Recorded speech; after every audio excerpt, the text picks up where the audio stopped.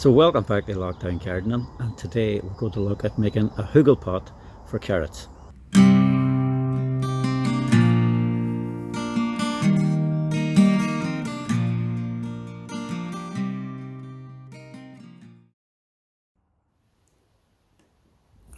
So to make your hugel pot, the first thing you need is a large pot, about 2 feet deep if you can get it.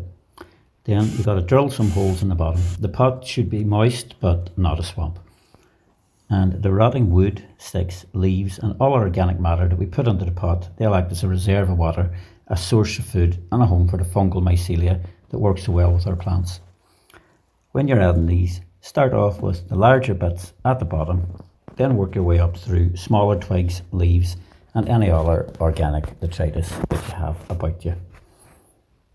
I'm using here seaweed and sand that has sat in a bag for about 4 or 5 months, quite smelly, but it'll be good long-term feed, and the roots of these carrots will really drive down through the compost that we'll be adding later in order to get to that organic matter at the bottom.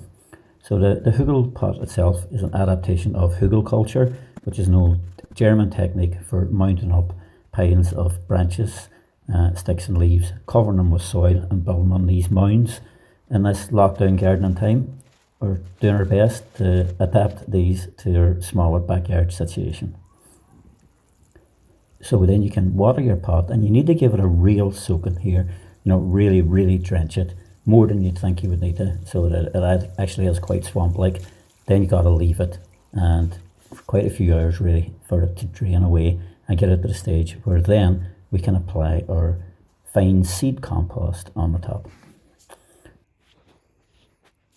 And this one I'm using here now, this is a biodynamic seed compost, and I've had very good germination results from this in the past. So we only need to apply about 3/4 to an inch on the top. So just smooth that over and make sure there's no lumps in it. And then whenever you're satisfied that that's about right, then yes, give it another bit of water. We'll let that drain away as well, and whenever it's nice and firm, then you can get out with whatever tool you use to make your drills. In this case, I'm just going to use a simple kitchen knife.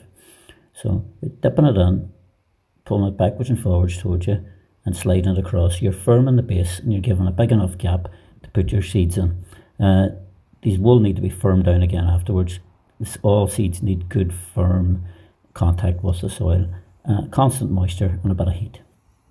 So the variety that I'm sowing here is a heritage French carrot called Oxheart. This is available in the Rob Smith Heritage Vegetable range from Dobie Seeds, and of course you'll get 40% off any Dobie Seeds if you're a Social Farms and Gardens member. Now, so I like to just put them out onto the folded packet. There's just about enough seeds in this pack to do the pot, so I'm sprinkling them lightly across the rows, just between your finger and your thumb, pinching them as you go, and you'll always find a few left at the end to go over if you do identify any gaps. Whenever I've finished, I'm pinching the rows together to ensure that the carrots are at the right depth and that they're covered. And when I've got all of that done, I'm going to firm them down using my patented nails in a milk bottle technique. So just run this round, jangle, and that'll give it down nice and firm, because that's what they need to germinate.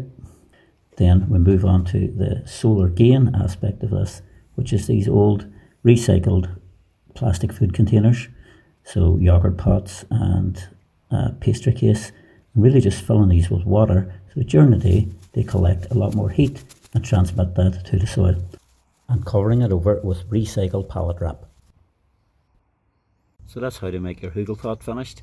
Good luck. If you have a go at it yourself, let us know how you got on. Stay safe. Keep gardening.